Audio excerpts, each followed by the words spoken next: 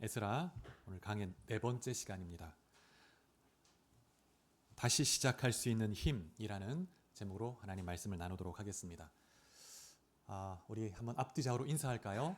하나님 은혜 안에서 강건하십시오 하고 인사하겠습니다.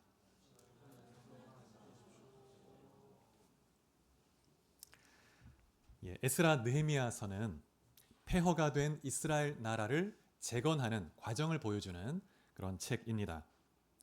귀한 자들이 처음으로 돌아와서 처음으로 했던 일은 성전을 재건하는 일이었죠. 그 내용이 1장부터 6장까지 기록되어 있습니다. 3장에 보면 바벨론에서 귀환한 백성들이 그해 7월에 다 모여서 단을 쌓고 번제를 드리는 내용이 나오죠. 그리고 초막절 절기도 지켰습니다. 그리고 성전 기초도 놓고 이제 건물만 올리면 되는 상황이 되었습니다. 이때까지만 해도 성전 재건의 이 과정이 순조롭게 진행될 줄 알았습니다. 그런데 4장에 보면 주변 민족의 방해가 일어나기 시작하죠. 그래서 성전 재건이 중단됩니다. 사마리아 사람들이 그 지역 관리들을 뇌물로 돈 주고 사서 이스라엘 백성들이 성전을 재건하지 못하도록 어떤 행정적 조치, 그런 방해를 한 것입니다. 그래서 이스라엘 백성들이 이런 외적 공격 때문에 낙심하게 되고 성전 재건을 포기하게 되죠. 그래서 각자 현실의 삶으로 돌아가게 됩니다. 그래서 성전이 다시 폐허 상태로 중단된 채 그렇게 15년의 시간이 흘러가게 되는 것입니다. 그래서 이 기간 동안에 성전은 또다시 잡초가 무성하게 되고 또 백성들의 마음의 열정도 또 식어지게 되었습니다. 이때 이 백성들의 마음 속에는 나름대로 자신들의 그 영적 나태함을 나름대로 핑계거리를 가지고 있었죠. 자기 합리화의 이유들을 가지고 있었습니다. 지난 12월 마지막 주에 우리가 이 부분을 살펴보았었는데 다시 한번 살펴보면 백성들이 세 가지 아주 그럴듯한 핑계가 있는데 첫 번째는 시기상조론입니다. 아직 하나님의 때가 아닌가 보다. 하나님의 때가 아니니까 기다려보자. 그러면서 자신들의 불순종을 합리화하는 거죠. 두 번째는 지도자 무능론입니다. 총독 스룹바벨과 대제사장 여호수아가 무능하기 때문에 이들의 외교력이 부족해서 그래서 지금 일이 진행되지 않는 것이다. 이렇게 생각하면서 말하면서 남 탓을 하는 것이죠. 세 번째, 가정 우선론. 먼저 우리가 생계가 좀 안정이 돼야 뭘 해도 하지 않겠느냐. 그래서 자신의 집을 짓는 데 집중했습니다. 성전은 방치가 된 것이죠. 이렇게 백성들이 자기 집을 지으려고 밤낮으로 땀을 흘리며 수고했지만 결과가 어땠을까요? 학개서 1장 6절에 보면 이렇게 말씀합니다. 많이 뿌려도 거두는 것이 없고 먹어도 배부르지 않다고 말합니다. 열심히 벌어서 주머니에 넣었는데 그 주머니가 구멍 뚫린 전대와 같다고 말합니다. 구멍 뚫린 지갑 같아서 계속 돈이 빠져나간다는 거예요. 그래서 학개 선지자에 의하면 이러한 상황은 하나님의 강력한 사인이었습니다. 너희의 영적 우선순위가 무너졌기 때문에 너희의 삶에서 결핍을 경험하고 있는 것이다. 그러니 돌아오라. 너희에게 주어진 사명을 빨리 시작하라. 이렇게 말하는 것이죠. 그런 경고였는데 깨닫지 못했습니다. 그래서 결국 우선순위를 잃어버린 채 목적 없이 헛된 수고를 반복하는 삶을 그렇게 살아가고 있는 것이죠. 그래서 열심히 땀을 흘리지만 마음은 늘 공허한 모든 면에서 결핍을 느끼는 그런 상황입니다. 혹시 여러분 가운데 그러한 상황이 있다면 늘 열심히 사는 것 같은데 마음이 공허하고 결핍이 막 느껴진다면 혹시 내 삶에 우선순위가 제대로 되어 있지 않은 부분이 있지 않는가 돌아볼 수 있길 바랍니다. 이렇게 무기력한 상태에 놓여있는 이스라엘 백성들이 다시 일어날 힘이 없습니다. 스스로 일어날 수가 없어요. 그래서 하나님께서 학개와 선지자를 보내서 하나님이 말씀하기 시작하시죠. 오늘 본문 1절에 보니까 학개와 스가랴 선지자가 이스라엘의 하나님의 이름으로 유다 사람들에게 예언하였더니 이렇게 말씀합니다. 하나님이 말씀하기 시작하시면 새 일이 일어납니다. 우리가 하나님 말씀을 듣기 시작하면 새로운 변화와 역사가 나타나는 것입니다. 창세기 1장 2절에 보면 창조의 역사가 일어나기 직전에 그 상황이 나타나는데 땅이 혼돈하고 공허합니다. 또 그 땅을 깊은 물이 덮고 있습니다. 그리고 그 수면 위로 어둠이 쫙 칠흑 같은 어둠이 덮고 있죠. 그런데 그 어둠 속에 그 수면 위를 성령님이 운행하고 계십니다. 그런데 하나님의 말씀이 딱 선포됩니다. 빛이 있으라 말씀이 선포되자마자 어둠이 물러가고 바다가 갈라지고 땅이 드러나고 창조의 질서가 나타나는 것이죠. 하나님이 말씀하기 시작할 때 창조의 역사가 나타나는 것입니다. 히브리서 4장 12절에 보면 하나님 말씀은 살아있고 활력이 있어 좌우에 날선 어떤 검보다 예리하여 혼과 영과 및 관절과 골수를 찔러 쪼개기까지 하며 또 마음의 생각과 뜻을 판단한다, 이렇게 말하고 있습니다. 하나님의 말씀에 능력이 있는 줄 믿으시기 바랍니다. 여러분의 삶에 결핍이 느껴진다면, 공허하다면 말씀 앞에 딱 서서 말씀을 듣기 시작하십시오. 읽기 시작하십시오. 그리고 이 설교 말씀에도 사모함으로 듣기 시작하십시오. 그럴 때 여러분의 삶에 하나님의 역사가 나타나기 시작할 줄 믿습니다. 그래서 여러분 말씀의 능력을 체험하는 비결이 있다면 하나님 말씀을 듣고 말씀을 마음에 새기고 말씀에 순종할 때 무에서부터 유로 창조의 역사가 나타난 것처럼 여러분의 삶에 무로부터 유로의 놀라운 역사가 나타나게 되는 것입니다. 여호수아서를 보면 모세가 죽고 나서 이제 여호수아가 가나안 땅을 정복해야 됐죠. 근데 여호수아라고 두렵지 않았겠습니까? 여호수아에게 있어서 모세라는 존재는 하나님 같은 존재였습니다. 모세를 그냥 따라가면 됐습니다. 근데 그 모세가 이제 없는 거예요. 없습니다. 모세가 반석을 치면 물이 나오고 모세가 기도하면 막 홍해가 갈라지고 그런 존재였는데 없어진 거예요. 이제 여호수아가 이제 백성을 이끌고 가나안 땅에 들어가야 되는데 가나안 땅에는 안악자손, 거인이 있습니다. 성읍도 강대합니다. 두려웠겠죠. 두려울 수밖에 없습니다. 그래서 하나님이 여호수아에게 말씀을 주십니다. 두려워하지 마라. 내가 너와 함께한다. 너가 밟는 땅을 내가 다 주겠다. 그리고 딱 한 가지 당부하는데 이 말씀을 가까이 해라. 말씀을 가까이 해라. 그러면 형통할 것이다.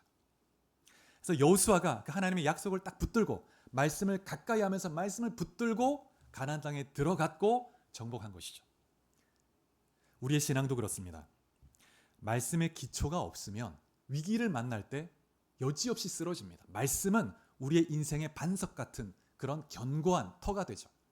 그래서 말씀이 없으면 홍수가 확 쓸려올 때 여지없이 쓸려 내려갑니다. 무너집니다. 자, 그러면 학개와 스가랴가 전했던 말씀 중에서 어떤 말씀이 유다 백성들의 마음을 정말 가장 깊이 감동했을까? 어떤 말씀을 들었길래 다시 힘을 얻고 일어날 용기를 얻게 되었을까?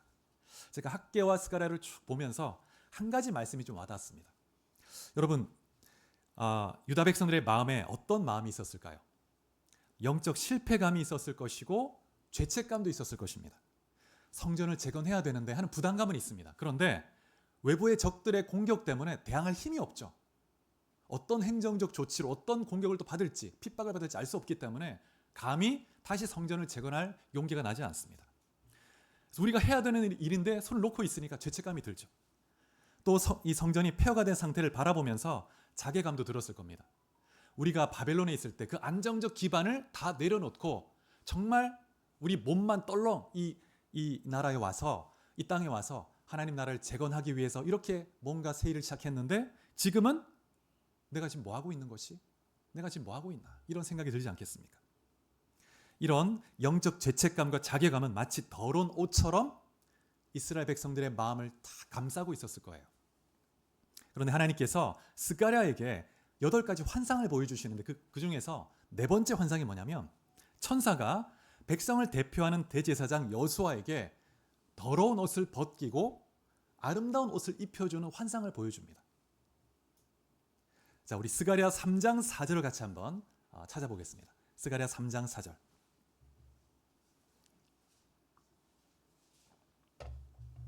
자, 이 앞에 스크린 보시고요. 또 성경도 보시고 같이 봉독해 보겠습니다. 시작. 여호와께서 자기 앞에 선 자들에게 명령하사 그 더러운 옷을 벗기라 하시고 또 여호수아에게 이르시되 내가 내 죄악을 제거하여 버렸으니 내가 아름다운 옷을 입히리라 하시기로. 예, 대제사장 여호수아가 입고 있던 그 더러운 옷, 이 더러운 옷은 단순히 그 제사장 한 사람의 더러운 어떤 죄가 아닙니다. 개인의 수치가 아니죠. 대제사장은 이스라엘 백성 전체를 대표하는 것입니다. 그래서 그가 입고 있었던 이 더러운 옷은 15년 동안 불순종하고 영적 나탐에 빠져 있었던 이스라엘 백성 전체의 죄악, 나의 죄악을 하나님이 벗겨주시고 새로운 옷을 입혀주시는구나. 그렇게 백성들이 다 들었을 거예요. 마치 아담과 하와가 그 수치를 가리기 위해서 무화과나무 잎으로 치마를 만들어 몸을 가렸죠. 그런데 하나님이 그것을 다 제하고 가죽 옷을 지어서 입혀주셨습니다. 하나님의 것으로 보호해 주셨죠. 그래서 이 장면, 이 환상을 보면서 백성들이 하나님의 무한한 은혜를 얻었을 겁니다. 하나님이 단순히 이 선지자를 보내서 막 독촉하면서 빨리 일어나, 빨리 일해라 이렇게 하는 것이 아니고 그들의 죄책감과 자격 없음을 먼저 씻어주시는 하나님의 그 무한한 어쩌면 파격적인 은혜를 보여주신 것이죠. 그 은혜가 그 마음을 녹아지게 하고 새로운 힘과 소망을 갖게 한 것이죠. 그래, 우리가 다시 시작하자. 하나님 우리와 함께 하신다. 하나님 신실하시다. 그래서 믿음을 일으킬 수 있었고 다시 시작할 수 있었던 것이죠. 그래서 2절에 보면 오늘 본문 스룹바벨과 대제사장 여호수아가 하나님 말씀을 듣고 일어나. 말씀을 듣고 일어납니다. 말씀을 듣자 그 마음에 무너졌던 마음이 다시 일어나는 거예요. 그래서 성전을 건축하기 시작했습니다. 이에 선지자들도 함께 도왔다고 말하고 있습니다. 그리고 그 결과가 6장 14절에 나옵니다. 6장 14절 한번 찾아보실까요? 에스라 6장 14절 15절 말씀을 같이 봉독해 보겠습니다. 6장 14절 15절 시작. 유다 사람의 장로들이 선지자 학개와 이또의 손자 스가랴의 권면을 따랐으므로 성전 건축하는 일이 형통한지라. 이스라엘 하나님의 명령과 바사왕 고레스와 다리오와 아닥사스다의 조서를 따라 성전을 건축하며 이를 끝내되 다리오 왕 제6년 아달월 3일에 성전 일을 끝내니라. 유다 사람 장로들이 선지자의 권면을 따랐으므로, 선지자의 권면을 따르고 하나님 말씀에 순종함으로 성전 건축이 형통했다고 말하고 있습니다. 이때가 다리오 왕 제6년인데 BC 520년입니다. BC 516년이죠. 516년. 이때 완공을 이루었습니다. 아달월 3일인데 아달월은 유대력으로 12월입니다. 그리고 그 다음 달 1월 14일에 포로에서 귀환한 후에 처음으로 유월절 절기를 지키게 됩니다. 유월절. 그래서 이 성전을 완공하고 유월절을 지켰다는 것은 굉장히 중요한 의미가 있습니다. 출애굽했을 때, 과거 이스라엘이 출애굽했을 때 그때 성막을 짓고 나서 유월절 절기를 처음 지켰습니다. 그래서 이제 포로 귀환 공동체가 하나님의 언약 백성으로 다시 회복되었다는 것을 확정해 주는 겁니다. 이제 드디어 하나님의 언약 백성으로 회복되었다 하는 걸 보여주는 것입니다. 자, 그러면 6장 14절에서 성전 건축하는 일이 형통했다고 했는데 그 과정이 어땠을까요? 한번 살펴보겠습니다. 5장 3절에서 6장 13절까지가 그 과정을 보여주는데 형통했다는 것은 마침내 결과적으로 완성했다는 뜻이지 그 모든 과정이 순조로웠다는 것은 아닙니다. 이번에도 지역 관리들의 방해가 있었죠. 여러분, 사탄은 항상 교회가 세워지는 것, 성장하고 부흥하는 것, 하나님의 나라가 확장돼 가는 것 정말 원치 않습니다. 어찌하든지 방해하려고 갖은 수를 다 동원하죠.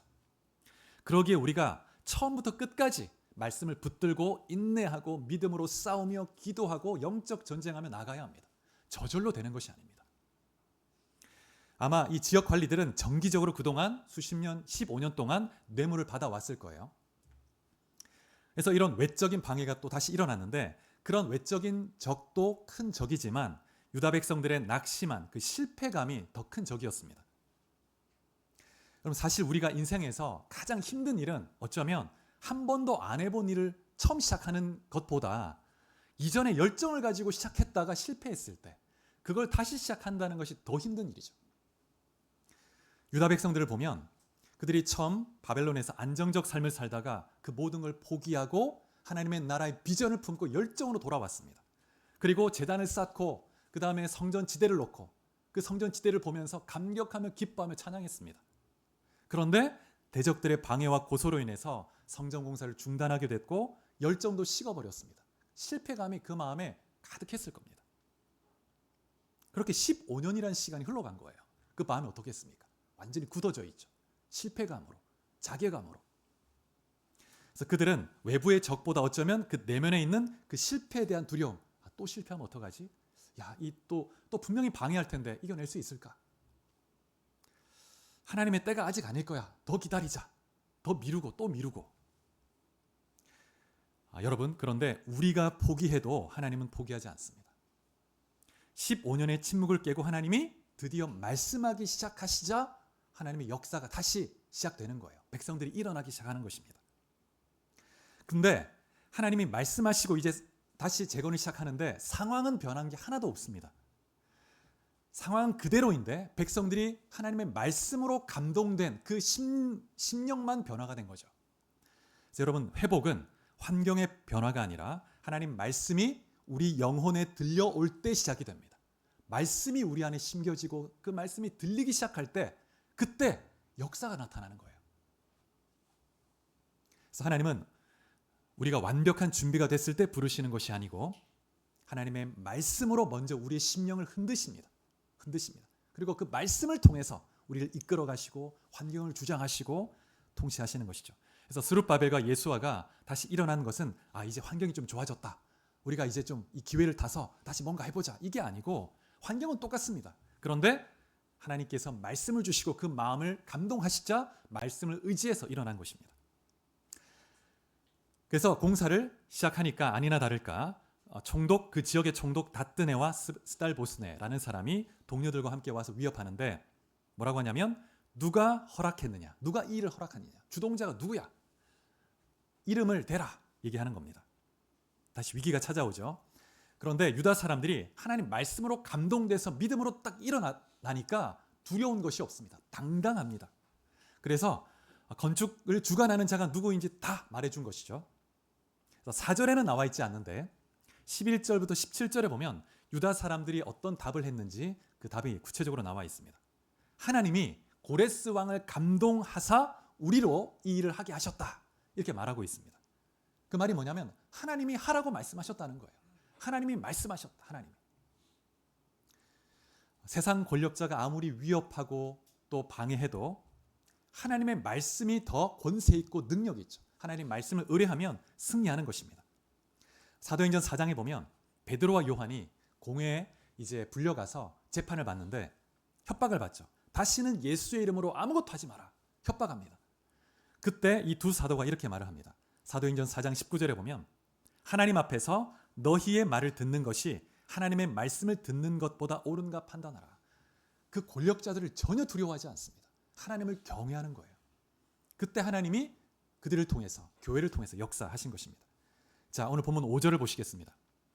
그렇게 믿음으로 당당히 답을 하고 났을 때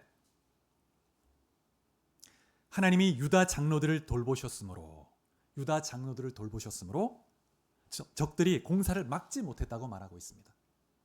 담대히 믿음으로 말씀을 의지해서 딱 공사를 시작하니까 하나님이 알아서 딱 보호해 주시고 적들을 딱 막아주시는 거죠. 근데 하나님이 유다 장로들을 돌보셨다, 이 말을 문자적으로 직역하면 이렇게 됩니다. 하나님의 눈이 유다 장로들을 돌보셨으므로. 하나님의 눈이라는 단어가 들어가 있습니다. 하나님의 눈이 딱 살펴보셨다는 거예요. 이 말씀을 보면서 저는 이런 질문이 들었습니다. 하나님은 어떤 사람에게 하나님의 그 시선을 고정하실까? 어떤 사람을 주목해 보실까? 그리고 돌보시고 역사하실까? 제가 참 개인적으로 좋아하는 말씀 중에 하나가 역대하 16장 9절인데요. 이렇게 말씀합니다. 여호와의 눈은 온 땅을 두루 감찰하사 전심으로 자기에게 향하는 자들을 위하여 능력을 베푸시나니. 하나님의 눈이 온 땅을 두루 감찰하십니다. 그런데 전심으로 하나님을 향하는 자, 전심으로 예배하는 자, 그 자에게 능력을 부어주신다, 이렇게 말씀하고 있습니다. 자, 우리 한 구절 더 보겠습니다. 시편 33편 18절 19절. 시편 33편 18절 19절.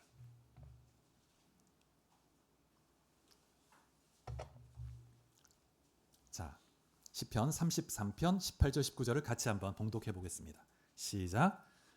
여호와는 그를 경외하는 자, 곧 그의 인자하심을 바라는 자를 살피사 그들의 영혼을 사망에서 건지시며 그들이 굶주릴 때에 그들을 살피시는도다. 이 18절 말씀에도 여호와는 살피사라고 되어 있는데 여호와의 눈이라는 단어가 들어가 있습니다. 눈. 여호와의 눈이 살피신다는 거예요. 누구를 살피시는가? 하나님을 경외하는 자, 곧 그 인자하심을 바라는 자, 하나님을 경외하는 자를 향해 하나님은 그 시선을 고정하십니다. 경외한다는 것은 공포의 어떤 두려움이 아니고 세상 그 어떤 권력, 그 어떤 세력보다 하나님이 더 크고 강하심을 인식하고 그 하나님을 존중히 여기는 것입니다. 그래서 백성들뿐만 아니라 유대의 지도자 스룹바벨과 여호수아가 분명히 두려움은 있었지만 돈에 매수된 그 지역 관리들, 권력자를 두려워하는 것이 아니라 그들보다 하나님을 더 경외한 거예요. 하나님이 더 크시고 위대하신 분이다. 그러기에 하나님의 명령이 더 우선되는 거예요. 두려움 없이 행하는 것이죠. 어쩌면 이 관리들이 또다시 어떤 행정적 조치로 방해하고 핍박할지 알 수가 없죠. 어떤 불이익을 당할지. 그럼에도 두려워하지 않습니다. 그래서 그들의 눈치를 보는 것이 아니라 역사의 주관자이신 하나님의 시선을 의식하고 말씀대로 행하는 것이죠. 시편에 보면 이런 말씀이 있죠. 35편 1절에 보면 여호와여 나와 다투는 자와 다투시고 나와 싸우는 자와 싸우소서. 내가 하나님 말씀을 의뢰함으로 순종하고 나아가면 하나님이 나의 적과 다투십니다. 하나님이 나의 적을 물리치시는 거죠. 그래서 하나님을 경외함으로 하나님을 온전히 신뢰하는 여러분 되시길 축복합니다. 또 여기 보면 시편 33편에 보면 헤세드, 인자를 바라는 사람. 인자는 헤세드입니다. 언약적 신실의 사랑. 하나님은 끝까지 신실하게 약속을 지키시고 포기하지 않고 버리지 않고 사랑하시는 그런 분이라는 뜻입니다. 그 하나님의 사랑을, 그 인자를 바라는 사람을 향해서 시선을 고정하신다는 거예요. 하나님은 한 번 약속하신 것을 반드시 지키시는 분이다라는 믿음을 가지고 그 하나님을 바라보며 그 하나님의 신실하심에 내 인생을 걸고 나가는 거예요. 그럼 하나님이 주목하십니다. 나는 실패했을지라도 하나님의 사랑은 실패하지 않음을 믿고 하나님께 소망을 두는 사람에게 하나님의 시선을 다 고정합니다. 그리고 그를 인도합니다. 어두움에서 사망에서 건져내신다고 말씀하고 있습니다. 사랑하는 성도 여러분, 여러분의 과거의 실패 현장만 바라보지 마시고 무너진 성벽의 잔해를 보면서 한숨 짓지 마시고 하나님을 바라보시기 바랍니다. 하나님이 여러분을 불꽃 같은 눈동자로 딱 지켜보고 계시고 인도하시고 역사하십니다. 그래서 여러분 그 하나님을 향해서 그 눈을 주목해 보십시오. 주목해 보십시오. 그 하나님을 바라보고 창세기 6장에 보면 노아는 여호와께 은혜를 입었더라 이렇게 되어 있는데 이 말씀에 직역을 하면 노아는 여호와의 눈에 은총을 보았더라 이런 뜻입니다. 노아는 하나님의 그 눈에 이글거리는 자신을 향한 뜨거운 그 사랑의 은혜를 본 거예요. 그 하나님의 눈에 이글거리는 그 사랑을 본 사람은 하나님을 사랑하지 않을 수 없고 하나님의 말씀에 순종하지 않을 수 없고 정말 생명을 내가 버려서라도 헌신하게 되는 그런 사랑의 이제 노예가 되는 것이죠. 여러분 하나님과 시선을 맞추고 하나님과 동행할 때 여러분의 인생의 정체기가 끝나고 새로운 역사가 시작될 줄 믿습니다. 자, 5절 하반절에 보면 적들이 성전 재건을 직접적으로 막지 못하니까 이제 페르시아 왕 당시 다리오 왕에게 고소문을 올립니다. 고발을 하는 것이죠. 그래서 권력을 이용해서 그래서 성전 재건을 막으려고 시도하는 것입니다. 그래서 5장 7절부터 17절까지가 이 지역 관리들이 올린 고소문입니다. 고소문의 내용이 그대로 들어가 있죠. 근데 이 고소문을 보면 세 단락으로 나눠지는데 8절부터 10절은 이 지역 관리들이 유다 장로들에게 했던 질문을 그대로 담고 있습니다. 우리가 이렇게 질문했더니 그 다음에 9절 3절 말씀에 보면 3절의 말씀이 9절 10절에 반복이 되죠. 그래서 보면은 누가 너에게 명령하여 이 성전을 건축하고 이 성곽을 마치라고 하였느냐? 그 우두머리들의 이름을 대라. 이렇게 질문하는 내용이 나옵니다. 여러분 우리가 살아갈 때 세상에서는 끊임없이 우리에게 묻습니다. 너가 무슨 권리로 이런 일을 하느냐? 너는 도대체 무슨 근거로 이렇게 하느냐? 물어봅니다. 우리는 끊임없이 말씀에 뿌리를 두고 내가 누구인지, 내가 왜 이 일을 하는지 그 말씀의 근거 가지고 견고히 서 있어야죠. 그럴 때 승리할 수 있습니다.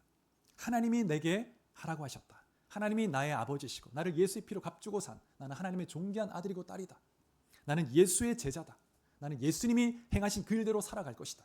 그런 분명한 답을 가지고 있어야 합니다.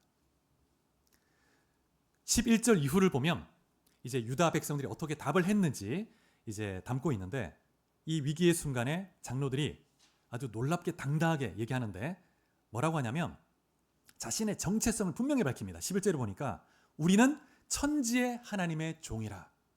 자신이 누구인지 명확히 합니다. 우리는 페르시아의 왕의 백성이기 이전에 하나님의 종이라고 말하는 거예요. 하나님의 종이라고. 그것이 우리에게는 더 우선순위라고. 그래서 우리가 하나님 말씀에 순종해서 일을 하는 것이다. 답을 했다는 거예요. 여러분, 우리가 이 땅에 살아가지만 우리의 시민권은 하늘에 있는 줄 믿으시기 바랍니다. 그것이 우리의 우선순위입니다. 하늘의 시민권, 하늘의 법칙이 더 우리에게 우선되는 법적 효력이 있는 것이죠. 또 뭐라고 하냐면 바벨론에 의해서 예루살렘과 성전이 파괴되었지만 그것은 바벨론의 힘이 가기 때문이 아니고 우리가 하나님께 범죄했기 때문에 하나님이 우리를 징계하셔서 우리가 이 포로로 잡혀온 것입니다. 그러면서 하나님이 그러나 우리를 긍휼히 여겨서 다시 고레스를 통해서 이 성전을 재건하게 하셨다. 이런 답을 한 것이죠. 그래서 이런 내용을 그대로 그 지역 관리들이 고소문에 담아서 다리오 왕에게 올렸습니다. 그러면서 17절에 보면 정말 그런 조서가 있는지 왕은 한번 알아보시고 우리에게 명령해 주십시오. 이렇게 요청을 한 것이죠. 그래서 이제 6장 1절부터 5절에 보면 다리오 왕이 이제 그 고소문대로 한번 서신을 찾기 시작합니다. 그리고 고레스 조서를 찾아서 이제 다시 조서를 내리게 되는데 이 장면을 보면 좀 특별한 장면이 나오죠. 이 다리오 왕이 고레스 조서를 찾는데 그냥 대충 찾는 게 아니고 아주 면밀히 수색해서 찾습니다. 처음에 바벨론에 그 공식 문서가 있는 그 문서 창고가 있습니다. 거기를 찾아요, 바벨론에. 그런데 찾을 수가 없었습니다. 그러면 보통 왕이라면 그냥 찾아봤더니 없더라. 그러니 사실 정치적으로도 변방 지역의 한 나라가 성전을 세우고 뭔가 나라를 재건한다는 것은 이 제국에게 위협이 될 수 있지 않습니까? 그러니까 정치적으로 위협이 될 수 있기 때문에 하지 마라라고 하는 것이 쉬운 왕으로서 내릴 수 있는 결정입니다. 그런데 다리오가 그렇게 하지 않고 더 열심히 찾아요. 그리고 지금 이 고소문이 있기 1년 전에 521년 전에 어떤 일이 있었냐면 바벨론 지역에서 반란이 있었습니다. 그래서 그런 이 혼돈이 있었기 때문에 유다 지역에서 또 어떤 일을 한다고 했을 때 두려움이 있을 수 있죠. 그래서 방해할 수도 있습니다. 그런데 그렇게 하지 않고 다리오가 계속 찾습니다. 어디를 가냐면 앙메다가 어디냐면 이 페르시아에는 두 개 궁전이 있습니다. 여름궁이 있고 겨울궁이 있는데 이 앙메다는 여름궁이에요. 여름궁. 그래서 페르시아 왕이 여름이 되면 이 산에 있는 시원한 그곳에 가서 지내죠. 겨울궁은 어딜까요? 에스더서에 나오는데 수산입니다. 수산. 근데 그 여름궁이 있는 앙메다까지 사람을 보내가지고 300km가 됩니다. 거리가. 까지 사람을 보내서 아주 면밀하게 수색을 하게 한 것이죠. 그래서 결국 찾아냅니다. 여러분, 다리오가 왜 이렇게 집요하게 고레스의 조서를 찾았을까요? 이 집요함이 어디에서 온 것일까?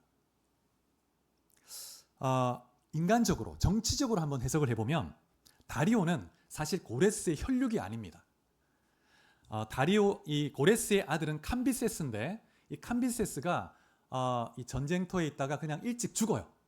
그래서 이제 그 캄비세스의 신하가 7명이 있는데 그 7명 중에 한 사람이 다리오 왕입니다. 다리오. 그런데 왕이 갑자기 죽고 나니까 7명의 최고위 이 장수들이 어떻게 왕을 세워야 될까 하다가 어떻게 이제 하냐면 이 내용이 이 헤로도토스 역사기에 나오는데 아침에 해가 뜰 때 누구의 말이든지 가장 먼저 이렇게 앞발을 들면서 울음을 지으면 그 사람의 그 말의 주인이 왕이 된다. 서로 딱 조약을 한 거예요. 그런데 그 책에 보면은 이 다리오 왕의 마부가 그 다리오 이 장군의 그 말에 이제 수말이겠죠. 근데 이제 앞말 그 냄새를 탁 해가지고 말이 화하게 만든 거예요. 그래서 다리오가 이제 왕이 된 겁니다. 왕이. 어떤 면에서 편법을 좀 쓴 거죠. 그래서 왕을 차지합니다. 그래서 이 다리오는 자신의 그 왕권에 대한 어떤 정통성을 지키고 싶었을 겁니다. 그래서 이제 고레스의 조서를 빡 찾아가지고 나는 고레스의 조서대로 행한다. 이런 정통성을 주장하고 싶었던 것이죠. 그러나 우리가 분명히 알 수 있는 것은 그 이면에 역사의 주관자이신 하나님의 섭리의 손길이 다리오의 심령을 움직인 것입니다. 자, 우리 말씀을 하나 더 보겠습니다. 잠언 21장 1절입니다. 잠언 21장 1절.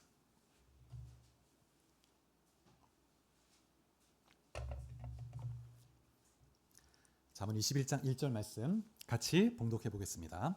시작. 왕의 마음이 여호와의 손에 있음이 마치 본물과 같아서 그가 임의로 인도하시느니라. 놀라운 말씀이죠. 보의 물이 무엇입니까? 농부가 물길을 내서 자기가 원하는 논으로 물을 이렇게 방향을 바꾸는 거죠. 그래서 물은 스스로 길을 정하는 것 같지만 사실은 농부가 그 물길을 딱 움직이는 손길에 따라서 흘러가는 거예요. 물은.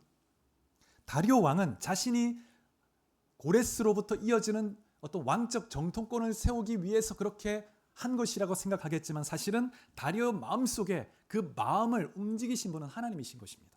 하나님이 다리오의 마음속에 물길을 내고 계신 거예요. 움직이고 계신 것입니다. 그래서 유다의 대적들이 던진 고소장이라는 돌덩이가 물길을 막으려고 했지만 오히려 그 물줄기를 터주었고 그 다음에 성전 완공으로 인도해 주었던 것이죠. 그래서 하나님은 우리가 위기를 만날 때 오히려 그 위기를 하나님의 뜻을 이루시는 놀라운 통로로 쓰신다는 것을 믿으시기 바랍니다. 그래서 여러분, 우리가 기억해야 될 것은 하나님의 손가락은, 하나님은 세상 통치자들의 마음을 움직이고 계신다는 것입니다. 당시 세계 제국 페르시아의 왕의 마음을 마음대로 움직이시는 분, 하나님 원하시는 방향으로, 그것이 하나님의 주권이고 섭리하심의 역사죠. 오늘날도 마찬가지입니다. 하나님이 역사를 주관하세요. 왕들의 마음을 움직이십니다. 사랑하는 여러분, 유다 백성들이 할 수 있는 일은 아무것도 없었습니다. 유다 백성들이 사람 보내가지고 문선 창고를 우리가 대신 찾아볼게요, 찾아보겠습니다, 이렇게 할 수도 없고, 그 다음에 왕의 마음을 돌릴 수 있는 그런 영향력도 없습니다. 그들이 할 수 있는 것은 선지자들이 전해주는 말씀을 듣고 순종함으로 말씀대로 성전을 재건하고 그 다음에 기도하는 거예요. 그러면 하나님이 역사를 주관하시는 하나님이 일하시고 역사하시고 다스리시는 것입니다. 그래서 세상 권력자를 두려워하지 않고 하나님 경외함으로 말씀에 순종했을 때 하나님이 다리오의 마음을 움직이시고 역사를 주관하사 성전이 재건되도록 인도하신 것입니다. 여러분, 여러분 앞에 놓인 어떤 장벽이 있습니까? 두려워하지 마십시오. 우리 하나님은 지금도 역사를 주관하시는, 또 그 누군가의 마음을 원하시는 뜻을 따라 움직이시는 분이십니다. 그래서 결국엔 하나님의 뜻을 이루시죠. 그러니 하나님의 그 능력의 손길을 신뢰하고 하나님 말씀을 붙들고 주와 동행할 수 있기를 축복합니다. 하나님이 싸우실 것입니다. 자, 그래서 이제 고레스 조서에 근거해서 다리오 왕이 조서를 내립니다. 그 내용이 6절부터 12절, 6장 6절부터 12절에 나오죠. 그래서 다리오 왕의 조서의 핵심은 고레스 왕이 내린 조서를 확증하는 겁니다. 그러면서 두 가지를 더 추가하는데, 첫 번째는 6장 8절 9절에 보면 페르시아 왕실의 재산, 즉 그 지역 백성들이 낸 세금을 그들에게 지원해줘라. 세금을 가지고 지원해줘라. 이렇게 말합니다. 그래서 제사장들이 요구하는 날마다의 필요, 짐승들, 가축, 제사를 드려야 되잖아요. 그러니까 그런 모든 필요들을 날마다 주라고 얘기해 줍니다. 엄청난 특혜죠. 그다음에 두 번째, 이 일을 방해하고 막으려고 하는 그 누구든지 그 집 들보를 빼내서 매달아서 처형시켜라. 다시는 어떤 왕이라도 어떤 자라도 할 수 없다. 페르시아의 법으로 딱 도장을 찍어버리는 거예요. 그래서 신속히 이 조서대로 행할 것을 명령합니다.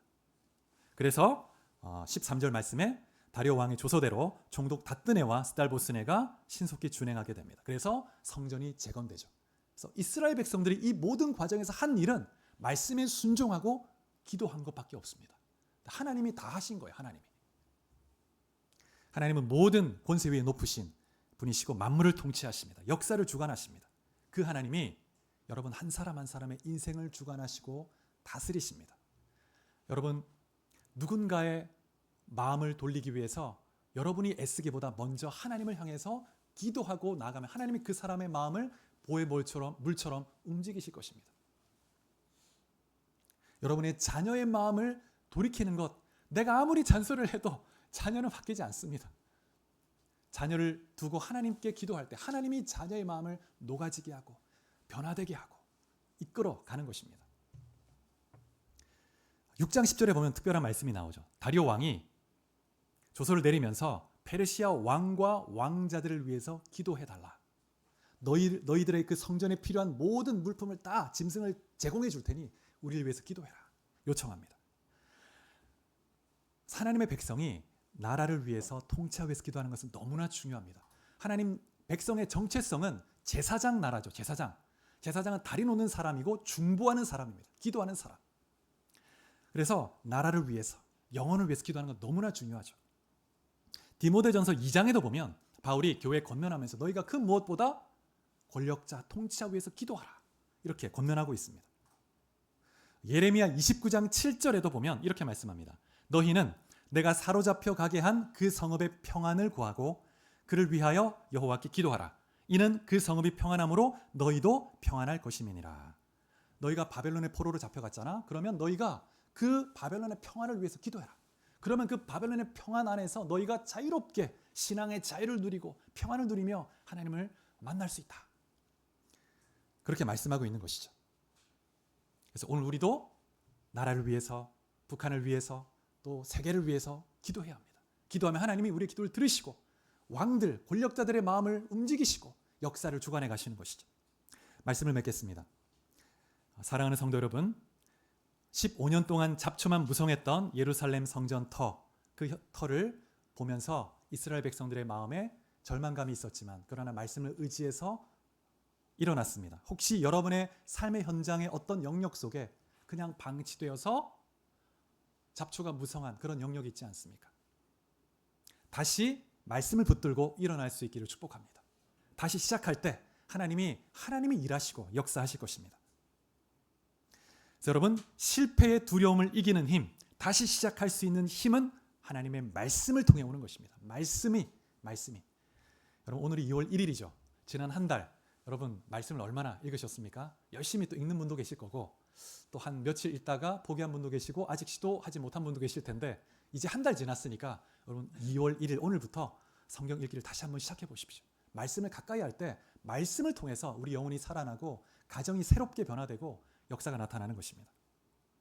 그래서 회복은 환경이 좋아져서 되는 것이 아니고 우리가 말씀을 붙들고 그 말씀을 통해 하나님의 음성을 들을 때, 그 말씀을 들을 때 하나님의 역사가 나타나기 시작하는 것입니다. 그 다음에 두 번째, 전심으로 하나님을 경외하고 하나님을 바라보십시오. 그러한 자에게 하나님의 시선이 딱 고정되고 하나님이 역사하십니다. 세상 권력자의 눈치를 보는 것이 아니라 역사의 주관자이신 하나님을 의식하고 하나님을 경외할 때 하나님 역사하십니다. 그리고 세 번째, 하나님은 이방 왕의 마음도 움직이시는 분입니다. 누군가의 마음을 하나님은 마음껏 움직일 수 있습니다. 자유의지를 침해하지 않으시면서도 우리가 다 이해할 수 없는 신비로운 하나님의 섭리의 손길로 우리의 마음을 움직이시는 분이세요. 그래서 우리는 그저 순종하면 됩니다. 사랑으로 행하면 됩니다. 여러분, 여러분의 삶에 무너진 성전을 재건하시기 바랍니다. 그럴 때 하나님께서 여러분과 함께 하시고 여러분을 통해서, 여러분의 가정을 통해서 놀라운 세일을 행하실 줄 믿습니다. 할렐루야. 같이 기도하시겠습니다. 우리 말씀을 생각하며